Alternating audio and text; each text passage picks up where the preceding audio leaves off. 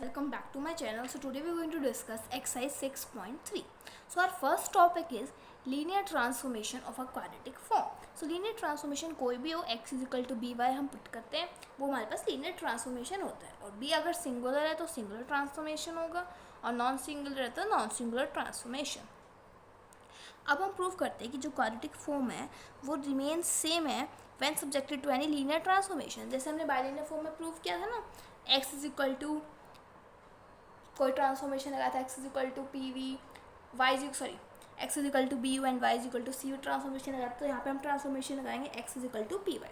So we know that the general form of quadratic form is x transpose ax. So let us transform xi is involved in one to new variable yi by making some following transformation, that is x1 को हमने late कर लिया p11 y1 plus p12 y2 plus p1n yn. x2 को हमने late कर लिया p21 y1 p22 y2 p2n yn. सो हमारे पास transformation क्या आ चुका है, x is equal to P Y.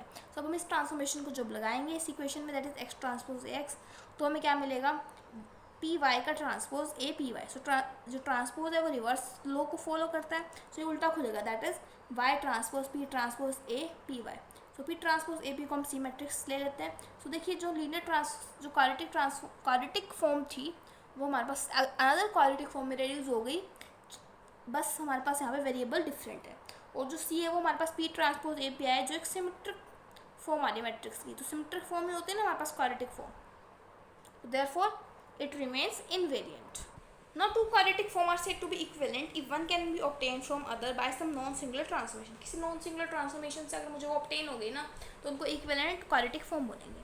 Next है हमारे पास रैंक अनअल्टर्ड रहता है, इनवेरिएंट रहता है अगर मैं कोई नॉन सिंगुलर ट्रांसफॉर्मेशन लगाऊँ तो.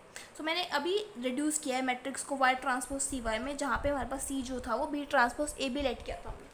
तो जो न्यू मैट्रिक्स जो न्यू क्वाड्रेटिक फॉर्म मिली है उसका रैंक क्या होएगा, वाई ट्रांसपोज सी वाई. और रैंक ऑफ क्वाड्रेटिक फॉर्म का मीनिंग होता है हमारे पास rank of that matrix. Rank of that matrix C means C को हम लिख सकते हैं B transpose A B. Rank of B transpose A B. B transpose और बी को मैं रिमूव कर सकती हूँ, पहले बी ट्रांसपोज को रिमूव किया फिर बी को रिमूव किया, क्यों, क्योंकि वो नॉन सिंगुलर ट्रांसफॉर्मेशन है. रैंक का नॉन सिंगुलर मैट्रिक्स से मल्टीप्लिकेशन पे कोई इफेक्ट नहीं पड़ता, क्योंकि देखिए जो नॉन सिंगुलर से इसको मल्टीप्लाई करूँगी जो नॉन जीरो रोज हैं वो नॉन जीरो ही रहेंगी. Therefore rank also remain invariant. और ये ए रैंक किसका था हमारे पास, एक्स ट्रांसपोज ए एक्स का. Next is diagonalization of a quadratic form. Diagonalization means कोई भी क्वाड्रेटिक फॉर्म उसको हम इस टाइप से रिड्यूस कर सकते हैं, that is k1 y1 square plus k2 y2 square plus kr yr square. So consider the quadratic form x transpose A X of rank r, जहाँ पे ए मैट्रिक्स क्या होता है, always symmetric. So there exist non singular matrix p such that p transpose A P, इसको जब हम multiply करेंगे तो हमारे पास कुछ डायगोनल फॉर्म में रिड्यूस हो जाता है, दैट इज dr 0 0 0 0. सो हमारे पास जब नॉन सिंगुलर ट्रांसफॉर्मेशन लगाया मैंने x is equal to P Y, तो यहाँ पी वाई पुट करेंगे तो हमें मिल जाएगा y transpose P transpose A P. यहाँ पी ट्रांसपोज ए पी को हम क्या पुट कर सकते हैं, dr 0 0 0, क्योंकि उसमें रेड्यूस हो चुका है. तो आ जाएगा k1 y1 square plus k2 y2 square plus kr yr square.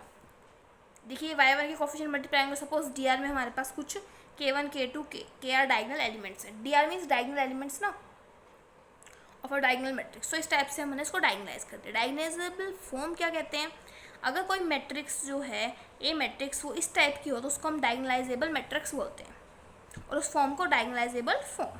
Canonical form क्या होती है, अगर हम हमारी जो डायगोनल फॉर्म है ना उसको उसमें जो डायगोनल एंट्रीज हैं अगर वो 0 1 -1 आ जाए तो उसको हम क्या बोलते हैं, कैनोनिकल फॉर्म. तो यहाँ पे जो 1 होता है ना, 1 it is for complex field. No rank, rank क्या होता है, नॉन जीरो रोज जो डायगोनल फॉर्म में होती है उसको बोलते हैं हम रैंक. इंडेक्स क्या होता है, कितनी पॉजिटिव टर्म्स आ रही हैं, और सिग्नेचर क्या होता है, नेगेटिव टर्म्स कितनी आ रही है. मतलब नेगेटिव टर्म्स कैसे, नेगेटिव टर्म्स नहीं, सिग्नेचर जो होता है वो हमारे पास डिफरेंस होता है पॉजिटिव टर्म्स का और नेगेटिव टर्म्स का. देखिए पॉजिटिव टर्म्स हमारे पास पी है और नेगेटिव टर्म्स हमारे पास क्या होंगी, टोटल टर्म्स आर हैं. So R minus P, R minus positive terms हमारे पास नेगेटिव टर्म्स होंगी. तो positive terms minus negative terms, तो हमारे पास फॉर्मूला आ चुका है 2p माइनस आर. ना इसके बेसिस पे क्वेश्चन किस टाइप के आएंगे वो देखते हैं. सो सेम इस टाइप के क्वेश्चन आएंगे, हम इसको डायगोनलाइज करना है इस मैट्रिक्स को, फिर इसका रैंक फाइंड आउट करना है, इंडेक्स फाइंड आउट करना है, सिग्नेचर फाइंड आउट करना है और equation of transformation find out करनी है. सो पिछले एक्सरसाइज में हमने सीखा था क्वाड्रेटिक फॉर्म से मैट्रिक्स कैसे फाइंड आउट करते हैं. सो मैट्रिक्स कैसे फाइंड आउट करेंगे, पहले x1 वाली टर्म्स को एक साथ लिखेंगे. सो x1 स्क्वायर, अब जो x1 वाली टर्म्स है उसका हाफ लिखेंगे यहाँ पे. सो ये हमारे पास आ जाएगा सो ये हमारे पास आ जाएगा x1 स्क्वायर, यहाँ पे आ जाएगा -2x1 x2 plus 4x1 x3 plus 2x2 square, एक x2 वाली टर्म इधर आएगी, 2x2 x1 लिख सकते हैं, x1 x2 लिख दीजिए, और नेक्स्ट टर्म हमारे पास नहीं है, 0 -7x3 स्क्वायर प्लस x3 वाली एक टर्म है x1 x3, मतलब हाफ वहाँ आ चुका है और हाफ यहाँ पे आएगा। सो ये हमारे पास आ चुका है। अब इसे मैट्रिक्स कैसे लिखेंगे देखिए, x1 square x2 square x3 square तीनों टर्म डायगोनल में लिखी जाएंगी, तो आ जाएगा 1 2 -7।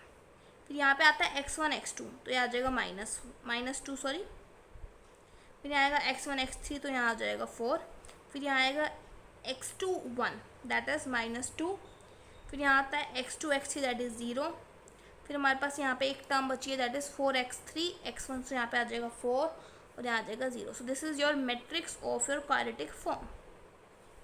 ठीक है, सो अब हम क्या लिखते हैं, हमारे वर्किंग रूल में क्या रहेगा, पहले हम फाइंड आउट करेंगे ए आर्ग्यूमेंटेड आई। सो ए आर्ग्यूमेंटेड आई कैसे लिखते हैं हम देखिए, 1 -2 4 -2 2 0 4 0 -7। आइडेंटिटी मैट्रिक्स आ जाएगा 0 1 0 0 0 1 0 0 0 1।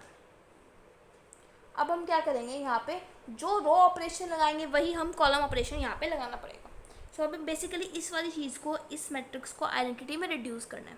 देखिए मैं ऑपरेशन लगाती हूँ रो 2 पे, row 2 plus 2 times of row 1 and row 3 पे रो 3 -4 टाइम्स ऑफ रो 1। या तो आप ऐसे कर सकते हो, पहले ये ऑपरेशन लगाओ, फिर इसके कॉरस्पॉन्डिंग कॉलम लगाओ, फिर ये वाला लगाओ, फिर उसके कॉरस्पॉन्डिंग कॉलम लगाओ, या फिर ये दोनों रो लगा के फिर इनके कॉरस्पॉन्डिंग कॉलम लगाओ।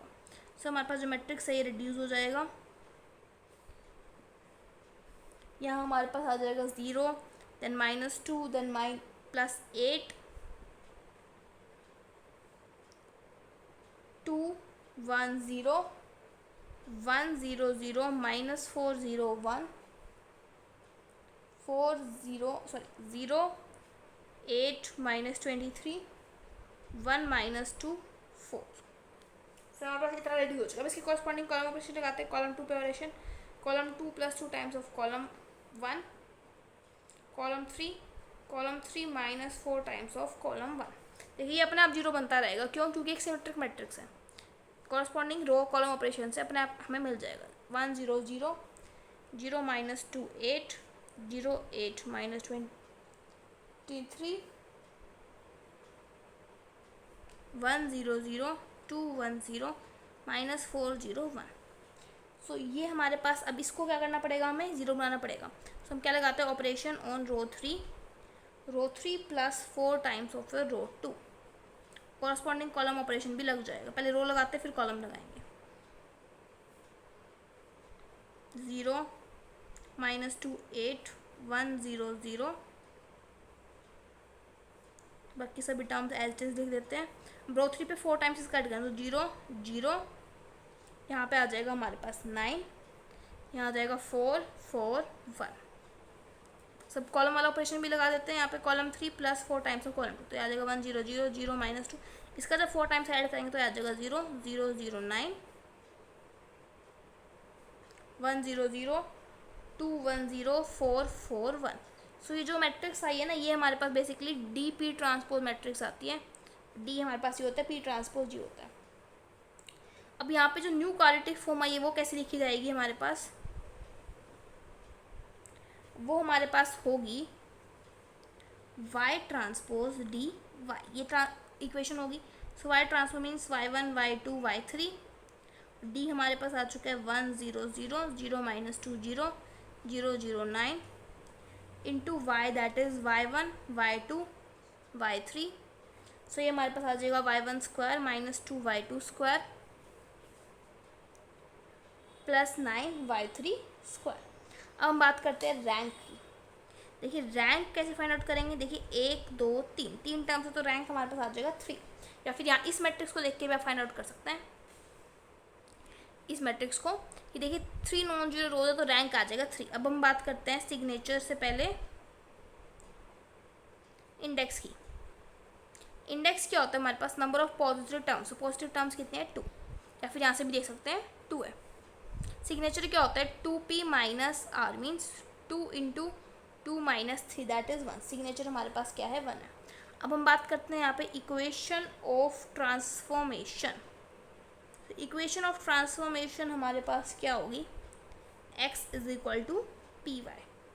सो x हमारे पास है x1 x2 x3, p हमारे पास ये मैट्रिक्स आया यहाँ पे 1 0 0 2 1 0 4 4 1 into y that is y1 y2 y3। तो ट्रांसफॉर्मेशन क्या आ जाएगा, x1 is equal to y1, x2 is equal to 2y1 plus y2, x3 is equal to 4y1 plus 4y2 plus y3। तो इस टाइप से हमें क्वेश्चन सारे करने हैं। एग्जाम्पल 2 भी बिल्कुल ऐसा है और एग्जाम्पल 3 भी। देखिए एग्जाम्पल 2 में भी हमने क्वाड्रेटिक फॉर्म का मैट्रिक्स लिखा, फिर ए आर्ग्यूमेंट, फिर जो हम रो ऑपरेशन लगा रहे हैं वही हम कॉलम ऑपरेशन लगाएंगे और फिर इसको यहाँ पे नॉर्मल फॉर्म में रिड्यूस करेंगे। ये आ चुका है और ये आ चुका है। सो ये वाले जो नंबर ऑफ तीनों टर्म्स जो हैं, 3 टर्म्स है तो रैंक हमारे पास होगा 3।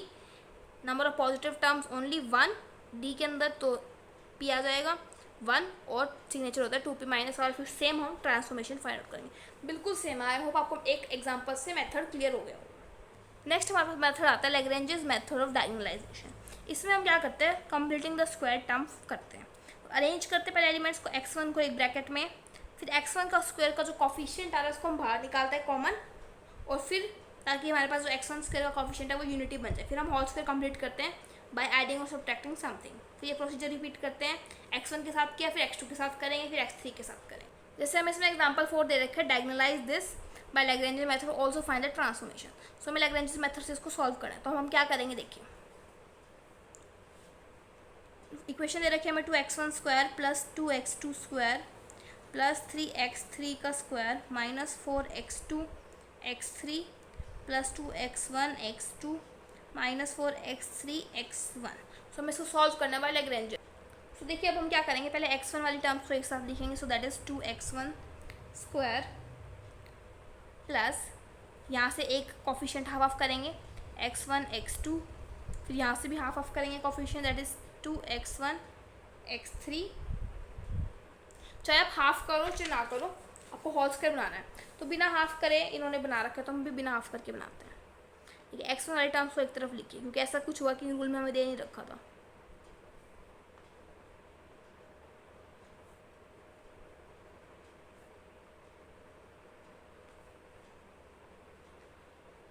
अब इसका जो कॉफिशिएंट है उसको बाहर ले जाइए, तो 2 कॉमन ले तो आ जाएगा x1 square plus x1 x2 minus 2x1 x3 plus 2x2 square, बाकी टर्म्स एज इट इज़। अब हम यहाँ पे होल स्क्वायर बनाने की कोशिश करेंगे। सो 2x1 स्क्वायर प्लस x1 यहाँ से बाहर निकाल देते हैं, ये हमारे पास आ जाएगा x2 माइनस 2x3 प्लस बाकी सभी टर्म्स एज इट इज़। इसका होल स्क्वायर बनाने के लिए इस ये वाला जो कोफिशिएंट है इसका हाफ ऐड करेंगे और हाफ सब्ट्रैक्ट करेंगे।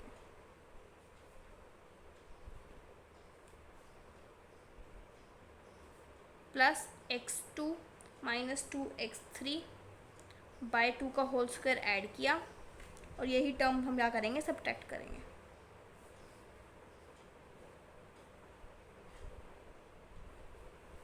प्लस बाकी सारी टर्म्स एज इट इज़।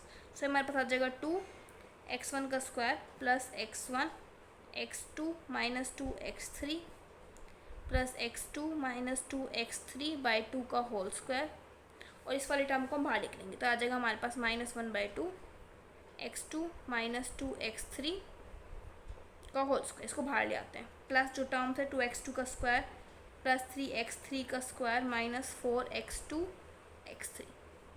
तो इसको हम होल स्क्वायर लिख देते हैं x1 plus x2 minus 2x3 by 2 का होल स्क्वायर माइनस हाफ, इसका होल स्क्वायर ओपन अप कर देते हैं। सो हमारे पास आ जाएगा x2 का स्क्वायर प्लस 4x3 का square minus 4x2 x3 plus 2x2 का स्क्वायर प्लस 3x3 का स्क्वायर माइनस 4x2 x3। तो सपोज मैं इसको y1 पुट कर देती हूँ यहाँ पे। सो 2y1 स्क्वायर माइनस हाफ ये प्लस ये, तो हमारे पास आ जाएगा 3/2 x2 का स्क्वायर, ये आ जाएगा -2, ये आ जाएगा 1, सो ये आ जाएगा x3 का स्क्वायर, ये आ जाएगा +2 x2 x3 और ये आ जाएगा -2, सो आ जाएगा -2 x2 x3। सो अब x2 वाले टर्म को होल स्क्वायर बनाने की कोशिश करेंगे। अब हम 2y1 स्क्वायर प्लस 3/2 x2 का स्क्वायर, यहाँ पे हमारे पास आ जाएगा 4/3 x2 x3 और x3 वाली टर्म्स बाहर। तो इसका होल स्क्वायर बनाने के लिए इसका हाफ करेंगे इसी कोफिशिएंट का, दैट इज 2/3 x3 आ जाएगा, उसको होल स्क्वायर ऐड करेंगे, उसको होल स्क्वायर सब्ट्रैक्ट करेंगे, ऐड किया और सब्ट्रैक्ट किया। सो यहाँ पर आ जाएगा 2y1 स्क्वायर प्लस 3/2, ये आ जाएगा x2 माइनस 2/3 x3 का होल स्क्वायर, और ये माइनस के साथ बाहर आ जाएगा, दैट इज -3/2 इंटू 4/9 x3 का स्क्वायर प्लस x2 3 का स्क्वायर। सो 2y1 स्क्वायर, इसको हम y2 पुट कर देते हैं 3/2 y2 स्क्वायर, ये हमारे पास आ जाएगा 2 2 2/3 दैट इज 1/3 x3 का square, that is equal to 2y1 square plus 3/2 y2 square, और इसको हम पुट कर देते हैं 1/3 y3 का स्क्वायर, x3 को y3। सो हमने y1 क्या लेट किया था, y1 हमने लेट किया था x1 plus half of x2 -2 x3, y2 हमने लेट किया था यहाँ पे x2 -2/3 x3 और y3 को हमने लेट किया है x3। सो हम क्या करेंगे, हमें पता है ट्रांसफॉर्मेशन होता है x = py। सो उसके लिए हमें क्या करना पड़ेगा, x को y के टर्म्स में एक्सप्रेस करना पड़ेगा यहाँ पे। सो कैसे करेंगे, इसको हम ऐसे लिख सकते हैं x1 plus x2/2 minus x3, ठीक है। यहाँ से x3 हमारे पास दे रखा है y3, तो यहाँ पे पुट कर, that is y2 = x2 minus 2/3 y3। सो आ जाएगा y2 प्लस 2/3 y3 = x2। सो x2 हमारे पास y की टर्म्स में आ चुके हैं। अब हम बात करते हैं y1 की। सो y1 = x1 प्लस x2 की वैल्यू क्या है हमारे पास, ये x2/हाफ, तो यहाँ पुट करते हैं y2 प्लस 2/3 y3 का हाफ माइनस x3 को हम क्या पुट कर सकते हैं y3। सो यहाँ से जब हम सॉल्व करेंगे तो हमारे पास x1 आ जाएगा y1 minus half y2 plus 2/3 y3। फिर हमारे पास 3 रिलेशन आ चुके हैं, एक तो ये और एक ये और एक ये। सो हमारे पास पी मैट्रिक्स जो है वो क्या होएगा, x = py। सो देखिए x ये है, यहाँ पे p क्या बनेगा, इनकी coefficients, that is 1 minus half plus 2/3, यहाँ पे आ जाएगा 0 1 2/3, इस इक्वेशन से आ जाएगा 0 0 1। सो ये हमारे पास पी मैट्रिक्स ऑब्टेन हुआ है। अगर हम इसको कैनोनिकल फॉर्म में भी रिड्यूस करना है, ये जो हमारी इक्वेशन आई है, सो देखिए हमें क्या चाहिए, 2y1 का स्क्वायर हमारे पास z1 का स्क्वायर बन जाए, ये चाहिए ना हमें। तो यहाँ से √2y1 हमारे पास क्या आ जाएगा, z1। सो हमें ट्रांसफॉर्मेशन क्या करना पड़ेगा, z1 को हमें लेट करना पड़ेगा √2y1। सिमिलरली अगर मुझे इसको z2 पुट करना है, क्योंकि जो कैनोनिकल फॉर्म होते हैं वैसे होते हैं z1 square plus z2 square plus z3 square या x1 स्क्वायर x2। सो x भी आ चुका है, y भी आ चुका है, तो हम z वाली टर्म्स ले रहे हैं। तो यहाँ पे हमें z2 को क्या लेट करना पड़ेगा, z2 का स्क्वायर 3/2 y2 का स्क्वायर। सो यहाँ से z2 आ जाएगा √3/2 y2। सो यहाँ आ जाएगा z2 = √3/2 y2।